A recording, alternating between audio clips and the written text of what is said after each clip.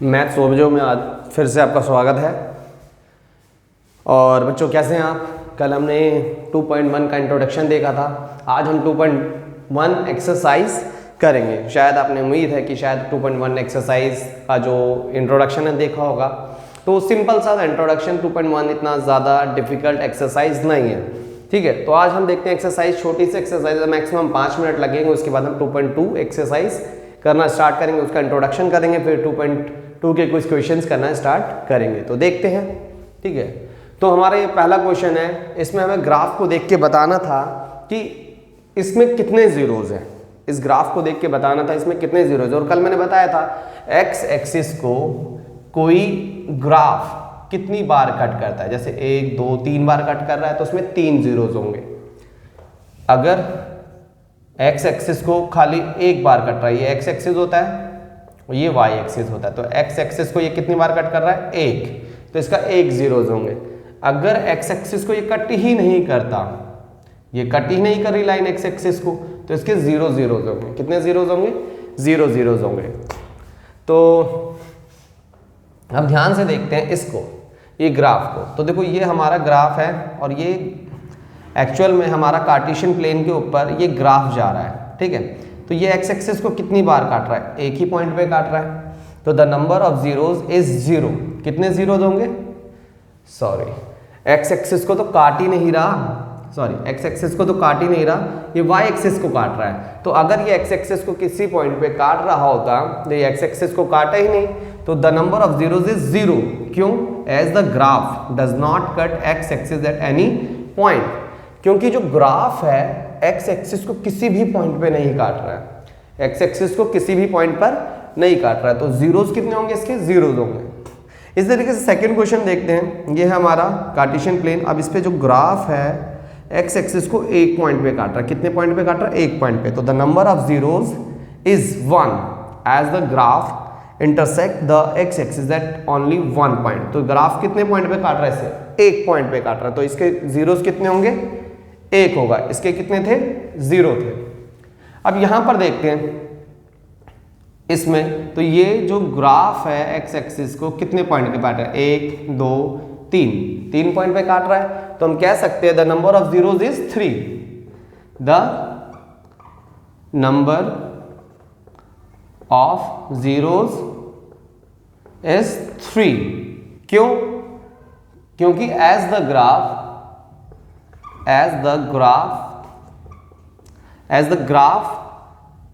Cut x axis as the graph cut x axis at 3 points,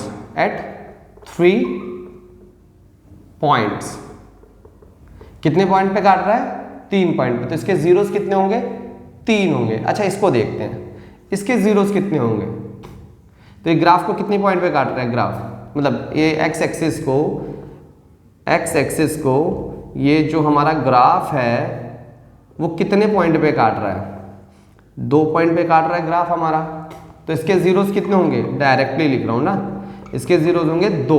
कितने zeros होंगे? 2। अब इस जगह पर देखते हैं कितने पॉइंट पे काट रहा है? 1 2 3 4, तो इसके जीरोस कितने होंगे? 4 होंगे। ठीक है, अब मान लेते हैं इसमें, मैंने वैसे क्वेश्चन नोट नहीं किया, कितने पॉइंट पे काट रहा है इस क्वेश्चन में? 3 पॉइंट पे, तो इसके जीरोस कितने होंगे? 3। क्योंकि हम एक चेक करना है कि जो ग्राफ एक्स एक्सिस को जितनी बार काटते हैं वो उतने ही जीरोस उस ग्राफ के होते हैं। हमने पहले इंट्रोडक्शन में देखा था, ये अगर एक भी पॉइंट पे काट नहीं रहा है तो उसके जीरोस कितने होंगे? 0।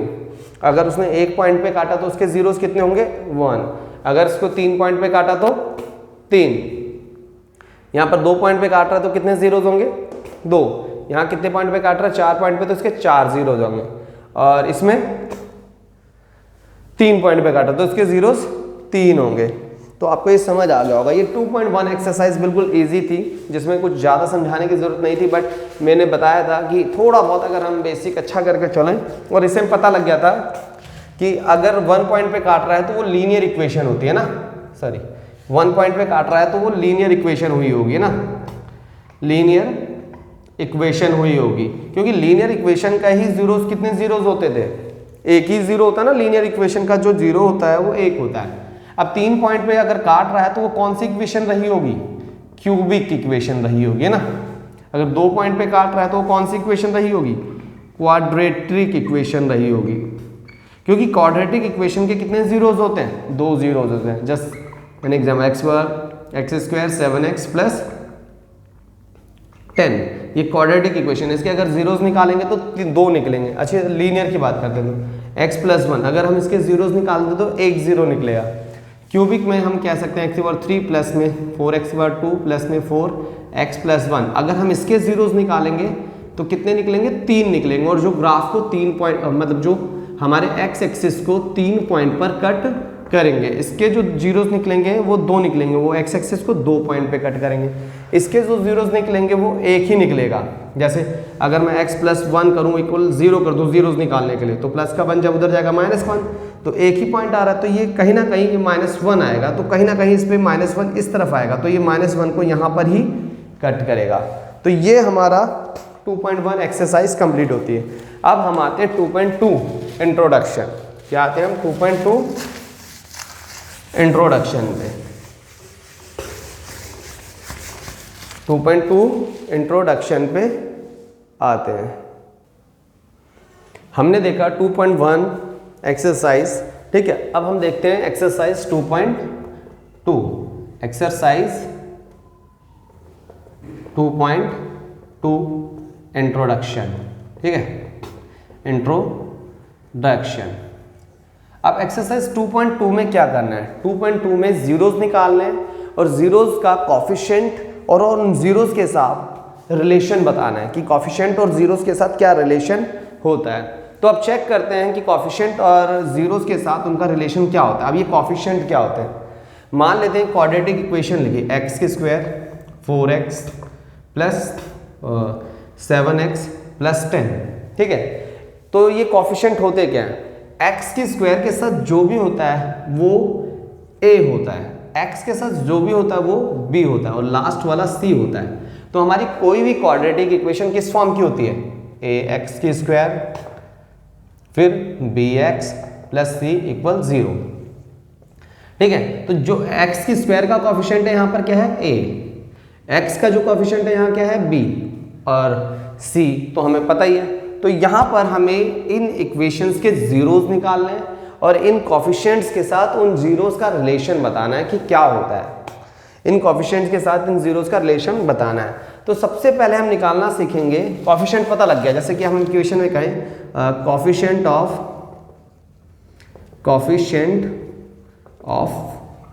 x², ठीक है, x², तो x² के साथ क्या है 1, एक्चुअल में a भी तो था, दूसरी वाली इक्वेशन में अगर हम फॉलो करें तो ये हो सकता है। इस तरीके से कॉफिशिएंट ऑफ x क्या होता है, यहाँ पर कॉफिशिएंट ऑफ x क्या होता है, यहाँ पर कॉफिशिएंट x होता, अगर यहाँ देखें तो 7 आएगा और अगर यहाँ देखें तो b आएगा, और एक्चुअल में c क्या है अपने पास 10 है, अदरवाइज c ही है। तो ये हमें कॉफिशिएंट के बारे में पता लगा। किसके बारे में पता लगा, कॉफिशिएंट के बारे में पता लगा। अब हम बात करते हैं जीरोस निकालने के लिए, हम बात करेंगे जीरोस के लिए। किसकी बात करेंगे, जीरोस। अभी जीरोस क्या होती है, जीरोस देखो लीनियर इक्वेशन में भी निकलते हैं, जो 9th क्लास में सीख के आए थे, हमने कल भी बताया था मैंने इंट्रोडक्शन में। तो एक बार लीनियर इक्वेशन के जीरोस कैसे निकालते हैं, कैसे निकालते हैं जीरोस, लीनियर इक्वेशन के जीरोस कैसे निकालते हैं। मानते हैं लीनियर इक्वेशन हमारे पास x प्लस 5 है, अब मेरे को जीरोस निकालने, तो जीरोस होते क्या है, कुछ ऐसी वैल्यू जो इस इक्वेशन में पुट करूँ वो जीरो हो जाए। तो x प्लस 5 में क्या पुट करूँ बच्चा कि ये जीरो हो जाए, तो क्या हम माइनस का 5 पुट करेंगे तो ये जीरो हो जाएगा। तो हम कह सकते हैं कि माइनस का 5 is a zeros of polynomial x plus 5 और इक्वेशन x प्लस 5 है ना। तो -5 पुट करने पर ये इक्वेशन जीरो हो गई। इसी तरीके से मेरे पास कुछ ऐसा भी हो सकता था 2x प्लस 5। अब x की जगह क्या पुट करूं कि इक्वेशन जीरो हो जाए, थोड़ा सा मुश्किल है, कॉम्प्लिकेटेड है, बट मुझे तो पता है, मैंने लास्ट क्लास में भी एक क्वेश्चन लिया था। तो मैं अगर x की जगह -5/2 पुट करूं क्या पुट करूँ, x की जगह माइनस का 5/2, तो देखो 2 से 2 कट जाएगा, -5 + 5, तो -5 - 5 0। इसका मतलब जो माइनस का 5/2 है is a zeros of polynomial, zeros of polynomial, zeros of polynomial 2x + 5, 2x + 5। मगर अगर मैं कहता 3x प्लस में 4 का भी जीरोज निकालो, तो जीरोज निकालने के लिए या तो हम देखो हर बार सोचें कि क्या पुट करें, नहीं तो सिंपल सा लॉजिक, अगर हमने जीरोज निकालने हैं तो हम कुछ नहीं करेंगे, अगर हमें जीरोज निकालने हैं तो हम इस इक्वेशन के इक्वल 0 पुट कर देंगे। तो प्लस का 5 उधर जाके क्या हो जाएगा, माइनस का 5, तो माइनस का 5 क्या इसका जीरोज होगा, तो हमें एक्चुअल में 0 इक्वलाइज करने पर इक्वेशन से 0 निकल रहा है। इस इक्वेशन में देखो जीरोस क्या है, -5/2, तो क्या हम और कोई तरीका है जिसमें हम निकाल सकें, तो हम इस इक्वेशन को भी 0 के इक्वलाइज कर देंगे। तो प्लस का 5 जब उधर जाएगा तो माइनस का 5, और 2 जब उधर जाएगा तो अपॉन में -5/2। तो पहले भी -5/2 आ रहा था, तो -5/2 एक ऐसी वैल्यू जो इस इक्वेशन को 0 बना सकती है, इसी वजह से हम इसे जीरोज कहते हैं। तो क्या इसके जीरोज निकाल सकते हैं हम, 3x प्लस में 4 इक्वल कर देंगे 0 के, तो 3x प्लस का 4 जब उधर जाएगा माइनस का x यही रहेगा, तो -4/3। तो ये -4/3 ऐसी वैल्यू है, अगर मैं इसमें पुट कर दूँ, किसमें, इस इक्वेशन में पुट कर दूँ तो इक्वेशन 0 हो जाएगी। देखो x की जगह क्या पुट करें, -4/3 कट गया, -4 प्लस में 4, तो क्या 0 आ जाएगा, डेफिनेटली वो 0 आ जाएगा। तो मैं एक्चुअल में जीरोज का मतलब समझाना चाहता था कि जीरोज हैं क्या। तो लीनियर इक्वेशन में जीरोज निकालना हम 9th क्लास से सीखते आ रहे हैं, मगर अब हमें क्वाड्रेटिक इक्वेशन में जीरोज निकालना है। क्या निकालना है, क्वाड्रेटिक इक्वेशन में जीरोज निकालना है। तो जीरोज क्या होते हैं, कुछ ऐसी वैल्यूज जो पूरी इक्वेशन को 0 बना दें। क्या होते हैं जीरोज, कुछ ऐसी वैल्यूज होती हैं जो इक्वेशन को 0 बना दें। तो हमारा जो 2.2 में जो काम है वो लीनियर इक्वेशन का काम नहीं है, हमारा जो काम है क्वाड्रेटिक इक्वेशन का। किसके काम है, क्वाड्रेटिक इक्वेशंस में जीरोज निकालने हैं, और जीरोज निकाल के उनकी कोफिशिएंट से भी कंपैरिजन करना है, या उसमें रिलेशन बताना है कि क्या रिलेशन होता है। जैसे सम ऑफ जीरोज और फिर प्रोडक्ट ऑफ जीरोज कुछ रिलेशन होता है, उस रिलेशन को डिफाइन करना है। तो हम देखेंगे कि किस तरीके से हम सम ऑफ जीरोज निकालेंगे। मतलब देखो क्वाड्रेटिक इक्वेशन के कितने जीरो निकलेंगे, अभी बताया था 2 जीरो निकलेंगे। जब 2.1 एक्सरसाइज करी है तो हमने बताया था ना क्वाड्रेटिक इक्वेशन के 2 जीरोज निकलेंगे, लीनियर इक्वेशन के 1 जीरोज निकलेंगे, और क्यूबिक के 3 निकलेंगे। ऐसे ही पावर 4 हो जाए तो 4, पावर 5 हो जाए तो कितने निकलेंगे, तो पावर 5 हो जाएंगे तो 5 जीरोज निकलेंगे। एक्चुअल में लीनियर इक्वेशन के जितने भी जीरोज होते हैं, जो ग्राफ होता है वो एक पॉइंट पे एक्स एक्सिस को काटता है। क्वाड्रेटिक के एक्स एक्सिस को कितने पे काटेंगे, 2 पॉइंट पे, फिर क्यूबिक के 3 पॉइंट पे। तो हम आते हैं क्वाड्रेटिक इक्वेशन के जीरोज निकालना। तो इक्वेशन लिखता हूँ x² + 7x + 10। तो कुछ देर पहले बताया अगर जीरोज निकालने तो क्या कर लें, इक्वलाइज कर दें इसको 0 के। तो देखो इसको जीरोज निकालने के लिए क्या, अब हम अगर हम इस प्लस के 10 को उधर ले जाते हैं तो ये माइनस का 10 हो जाएगा। अभी भी यहाँ पर कुछ आया नहीं x की वैल्यू, तो इन दोनों में से x कॉमन ले लें, तो x प्लस में 7, यहाँ 2x थे तो 1x बचा, यहाँ से x चला गया तो ये बचा माइनस का 10। अब क्या होगा, अब हम x बराबर में -10 कर सकते हैं, इक्वल कर सकते हैं, नहीं कर सकते, ऐसा हम नहीं कर सकते, ठीक है, ऐसा हम नहीं कर सकते। अब क्या, किसको, अगर मैं इसको भेज दूंगा अपॉन में कुछ होगा नहीं, या इसको भेज दूंगा कुछ होगा, तो पॉसिबल नहीं है। तो इसके लिए पूरा का पूरा एक मेथड होता है जीरोस निकालने के लिए, जिसे हम फैक्टराइज कहते हैं। क्या कहते हैं, मिडिल टर्म फैक्टराइज। क्या कहते हैं उसे, मिडिल टर्म फैक्टराइज। तो हमने 9th क्लास में सीखा था फैक्टराइजेशन, ठीक है, 9th क्लास में। तो हम इसके फैक्टर बनाएंगे। तो x के स्क्वायर के साथ कुछ नहीं होता तो क्या होता है 1, तो x के स्क्वायर के साथ क्या होता है a, x के साथ b और ये c।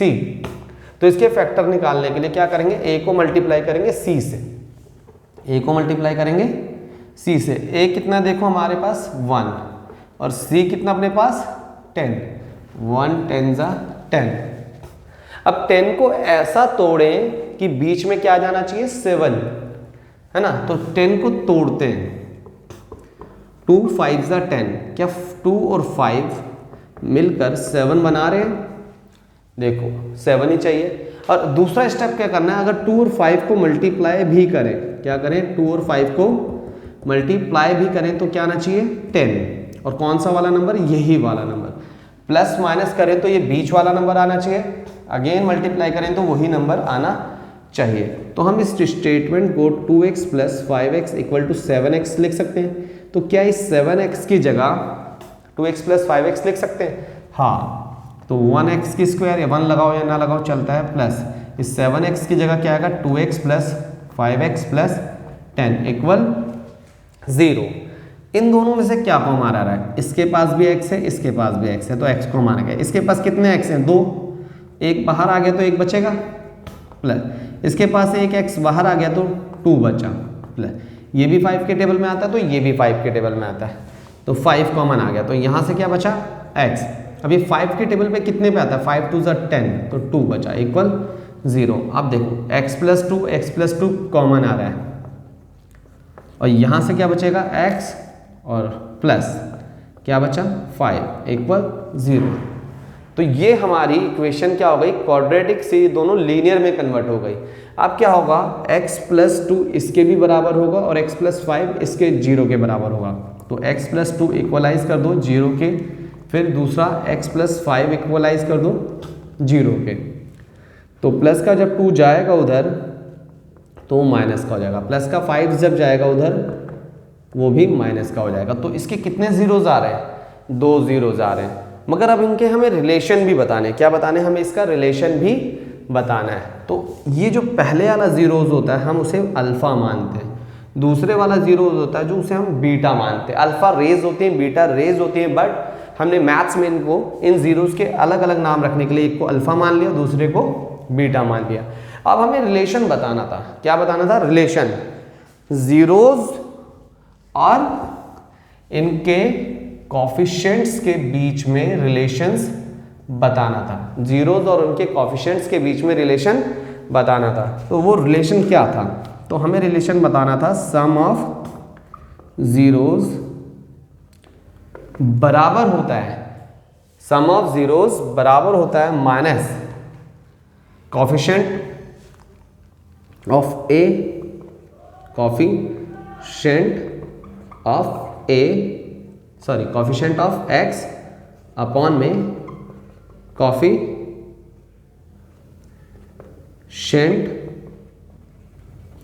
ऑफ एक्स के स्क्वायर। तो सम ऑफ जीरोस का मतलब क्या? सम ऑफ जीरोस मतलब अल्फा और बीटा को दोनों को जोड़ दें, alpha plus beta equal coefficient of x क्या है? कॉफिशिएंट ऑफ एक्स बी है, और कॉफिशिएंट ऑफ एक्स की स्क्वायर क्या है? ए है ना। तो अल्फा प्लस बीटा हमेशा इक्वल आएगा माइनस बी अपॉन ए के, ठीक है। तो अल्फा कितना अपने पास? माइनस का 2 प्लस बीटा कितना अपने पास? माइनस का 5 इक्वल माइनस बी कितना अपने पास? 7 और ए कितना अपने पास? 1। तो minus 2 plus minus minus equal -7, तो -2 -5 -7 इक्वल -7। तो ये सम ऑफ जीरोज हमारा इक्वल आ गया। दूसरा रिलेशन हम निकालते हैं प्रोडक्ट ऑफ जीरोज। क्या निकालते हैं? Product of zeros. अब ये प्रोडक्ट ऑफ जीरोज किसके बराबर आएगा? प्रोडक्ट ऑफ जीरोज बना होगा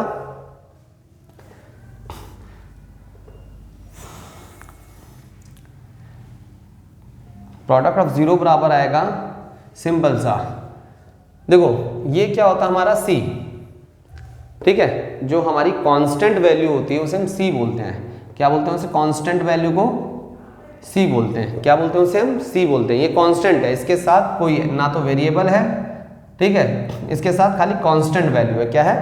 कांस्टेंट वैल्यू अपॉन में कॉफिशिएंट ऑफ x की स्क्वायर, कॉफिशिएंट ऑफ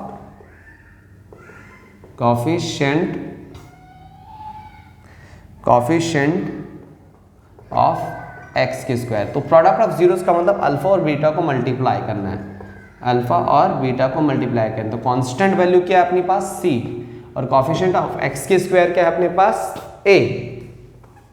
तो अल्फा इंटू बीटा क्या होगा c अपॉन में, तो अल्फा कितना अपने पास माइनस का 2 और बीटा कितने पास अपने पास माइनस का 5 इक्वल c अपॉन c कितना है 10 और a कितना है 1।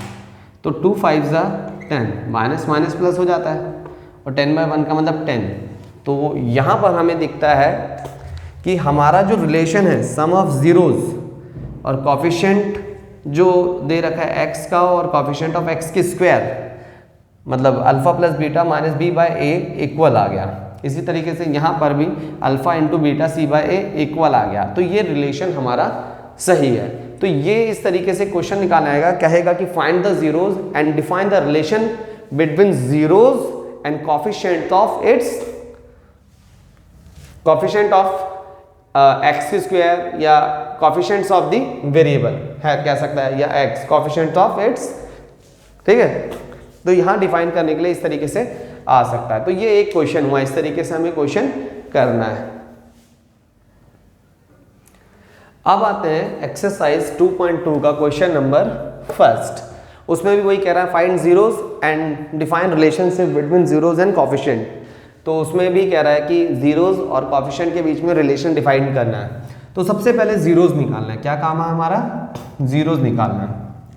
सबसे पहले हमें जीरोज निकालना है, एक्स की स्क्वायर माइनस 2x माइनस 8। तो कभी भी जीरोज निकालने के लिए किसी भी इक्वेशन को इक्वलाइज करना पड़ता है जीरो के।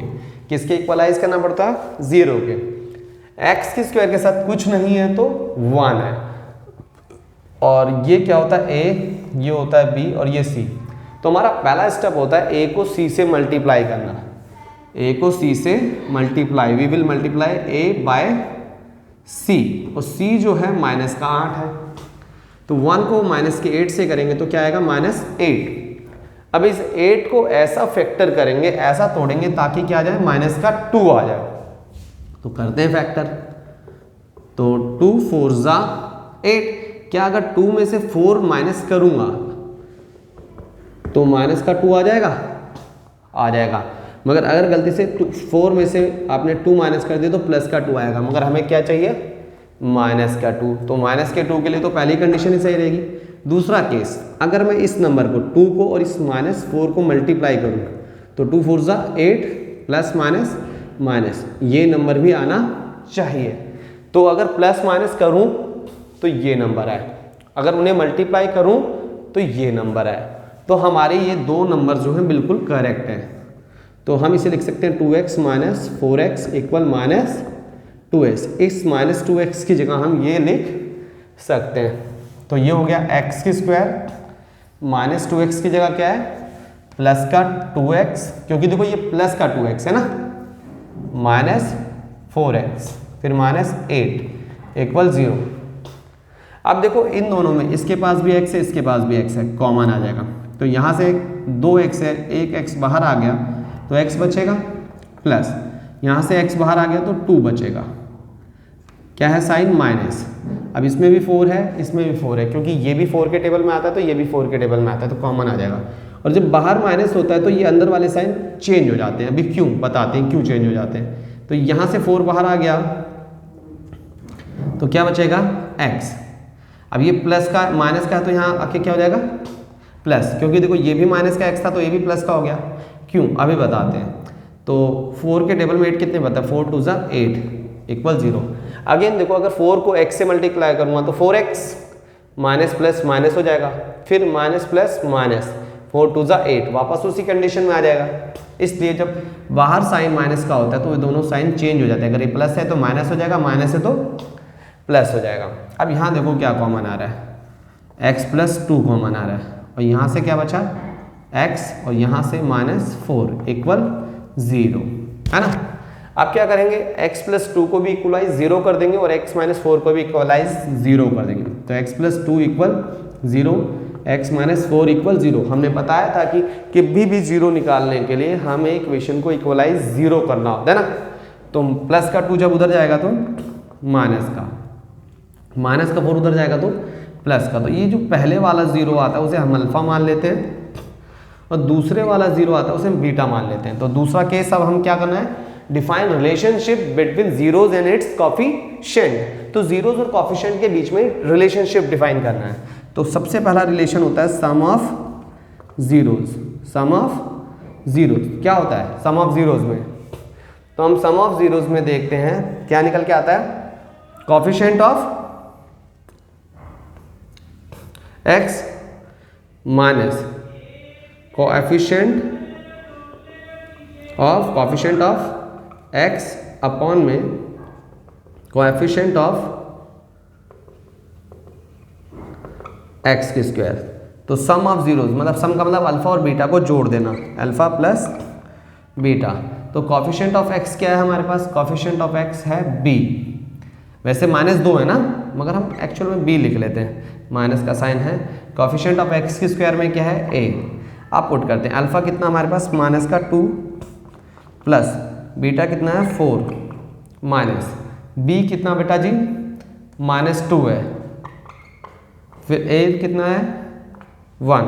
तो 4 में से -2 गया तो 2 माइनस माइनस प्लस और 2/1 मतलब 2। ये आ गया हमारा सम ऑफ जीरोज। अब क्या निकालना हमें, प्रोडक्ट ऑफ जीरोज। अब जो ये जो हमारा c होता है वो कांस्टेंट वैल्यू होती है। तो प्रोडक्ट ऑफ जीरोज होता है कांस्टेंट अपॉन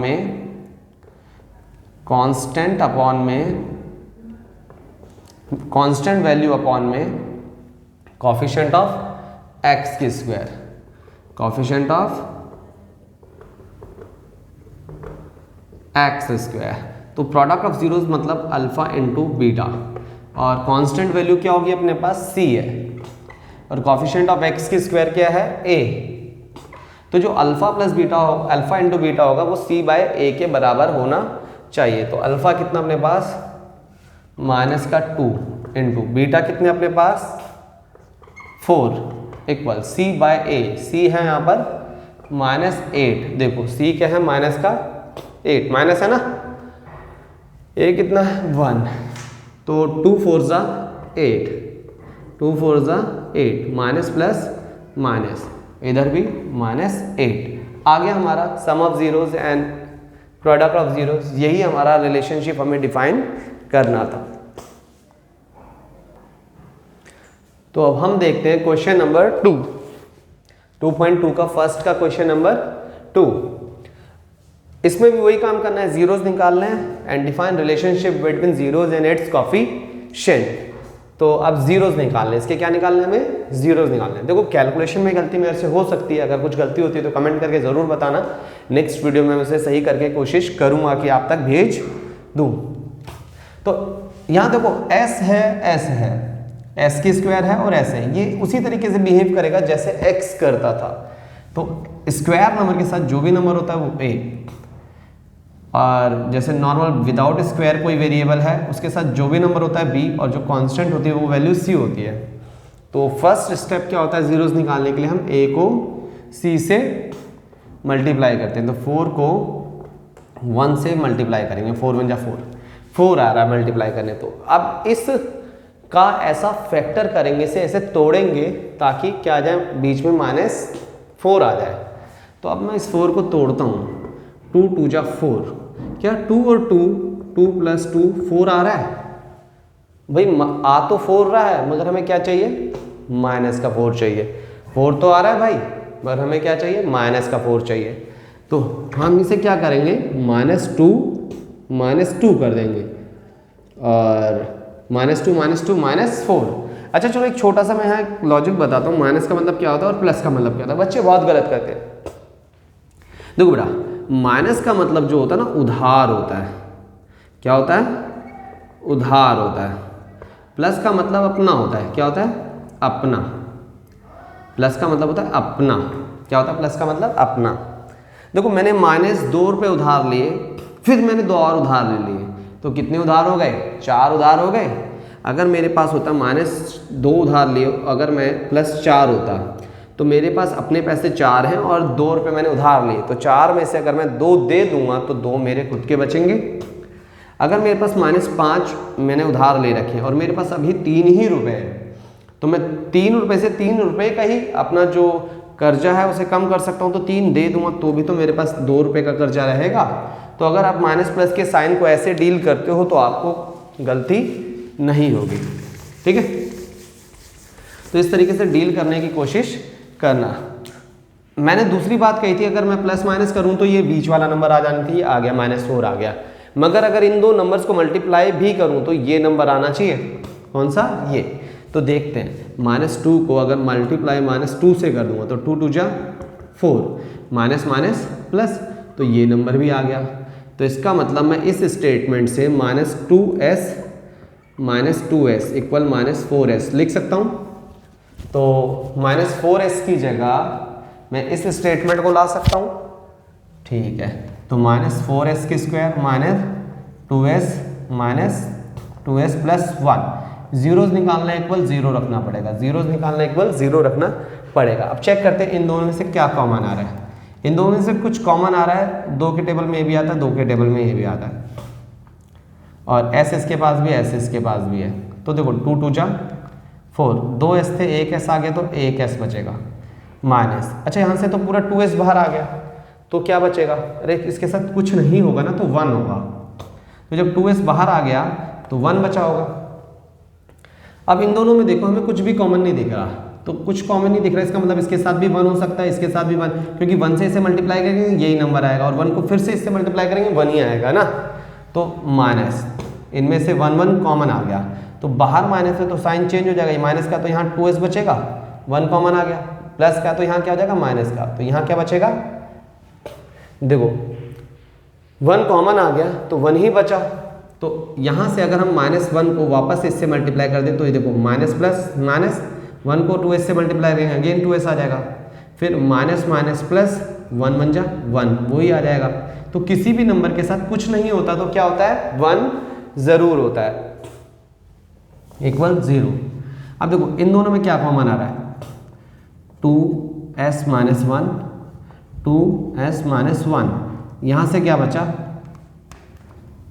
यहाँ से बचा 2s और यहाँ से -1 इक्वल 0। अब देखो एक बार इसको 2s माइनस 1 को इक्वलाइज कर दो 0 के, इस एक बार 2s माइनस 1 अगेन, तो माइनस का 1 जब उधर जाएगा तो क्या हो जाएगा प्लस का, और जब 2 जाएगा तो उधर डिवाइड में, तो 1/2 आया। दूसरा इसी तरीके से 2s माइनस का 1 उधर जाएगा तो प्लस का, ऐसे यही रहेगा, तो 2 जब उधर जाएगा तो अपॉन में, तो पहले वाले जीरोस को हम क्या मान लेंगे अल्फा, दूसरे वाले को बीटा मान लेंगे, क्या मान लेंगे बीटा। तो अल्फा आ गया बीटा आ गया, फिर से हमें रिलेशनशिप निकालना है। रिलेशनशिप में क्या निकालना होगा, sum of zeros, sum of zeros निकालना होगा, और सम ऑफ जीरोस क्या होता है, coefficient of x minus coefficient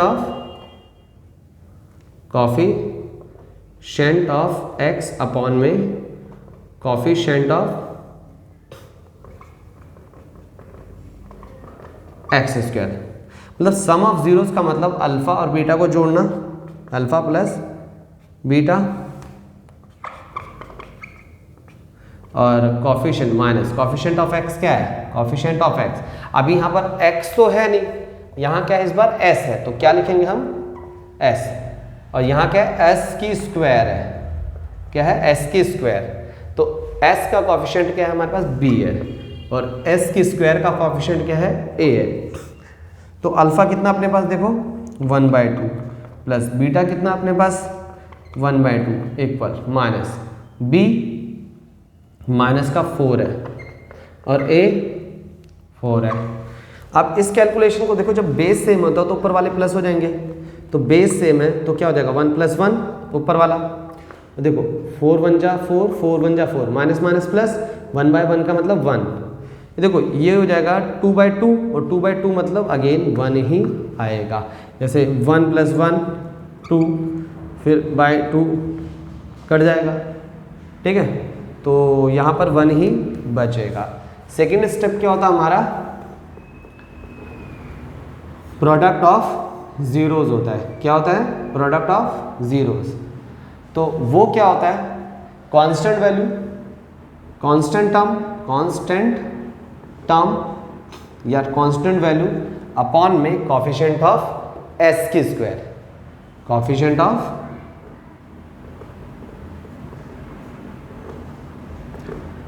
x की स्क्वायर। तो प्रोडक्ट ऑफ जीरोस की हम जब बात करेंगे तो अल्फा इंटू बीटा होगा, अल्फा को बीटा से मल्टीप्लाई, कांस्टेंट वैल्यू हमारी सी होती है एक्चुअल, और कोफिशिएंट ऑफ यहाँ एक्स की स्क्वायर ना हो के क्या होगा, एस की स्क्वायर होगा ना।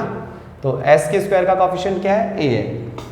तो अल्फा कितना है, अल्फा हमें देखने के लिए मिलेगा 1/2 इंटू बीटा कितना बेटा जी, बीटा हमें देखने के लिए मिलेगा 1/2।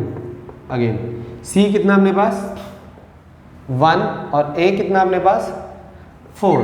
तो मल्टीप्लाई में सामने सामने मल्टीप्लाई होता है, तो 1 1 जा 1, 2 2 जा 4 इक्वल 1/4। तो ये क्वेश्चन भी हमारा खत्म हो गया।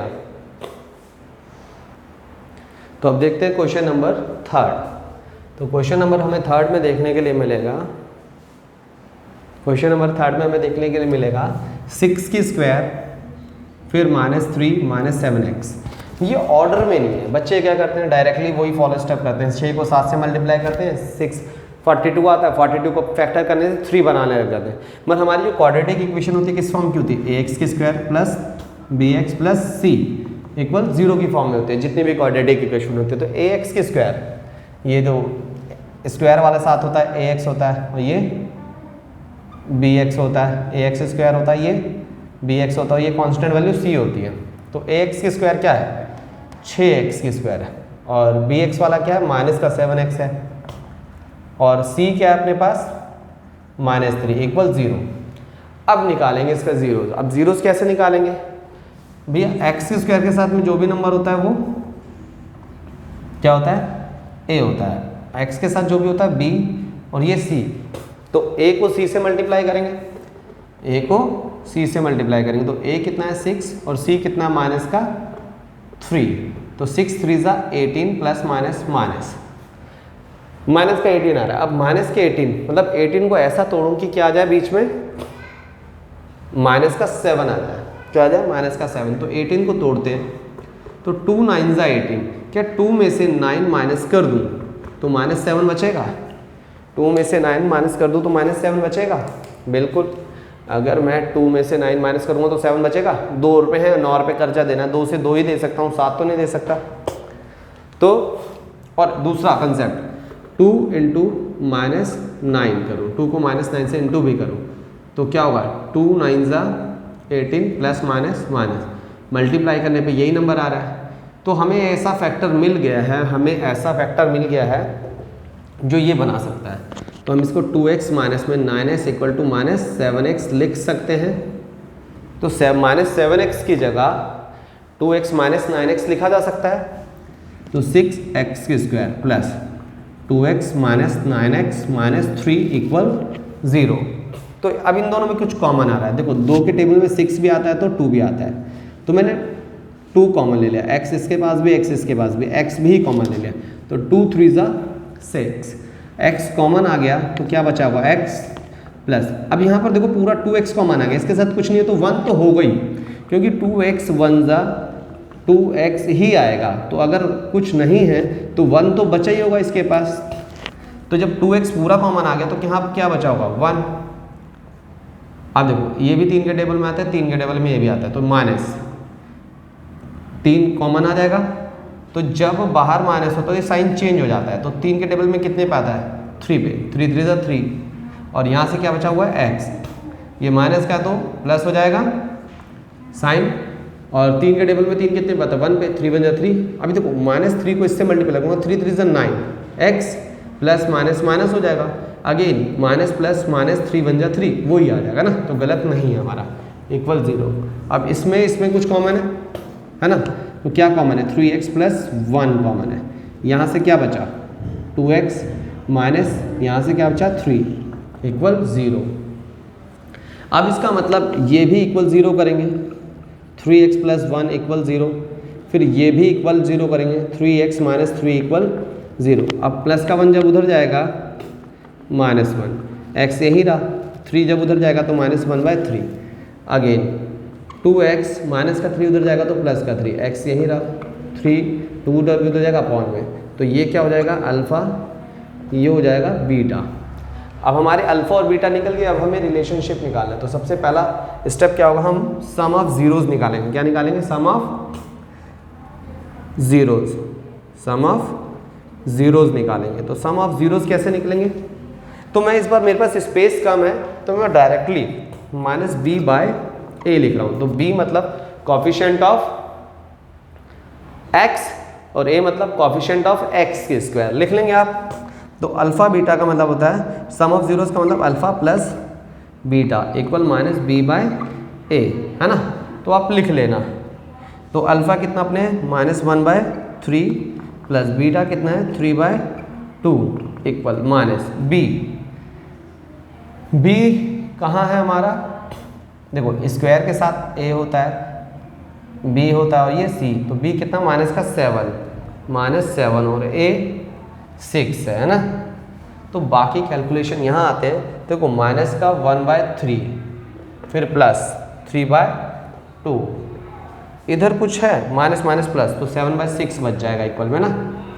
अब ध्यान से देखिए 3 3 जा 9 प्लस माइनस माइनस 2 1 जा 2 3 2 जा 6, तो 7/6, तो 7 में से 2 गया 9 में से 2 गया तो 7/6 इक्वल 7/6 इक्वल आ गया। सेकेंड स्टेप क्या होगा, प्रोडक्ट ऑफ ज़ीरोज़ होगा। क्या होगा second step, product of zeros. तो प्रोडक्ट ऑफ ज़ीरोज़ क्या होता है, c/a। तो प्रोडक्ट ऑफ ज़ीरोज़, अब c का मतलब क्या होगा, कॉफिशिएंट कांस्टेंट टर्म, और a मतलब कॉफिशिएंट ऑफ x के स्क्वायर ना, alpha into beta c/a। Alpha कितना अपने पास -1/3 इंटू बीटा कितना अपने पास 3/2 इक्वल c/a। c हमें यहाँ पता लगेगा माइनस का 3 दे रखा है, c दे रखा है माइनस का 3, a 6 दे रखा है, कट जाएगा देखो 3 से 3 कट गया, तो यहाँ क्या बचा -1 और नीचे 2 इक्वल, देखो 3 1 जा 3 3 2 जा 6 -1/2। तो ये क्वेश्चन भी हमारा कंप्लीट हो गया है, ठीक है।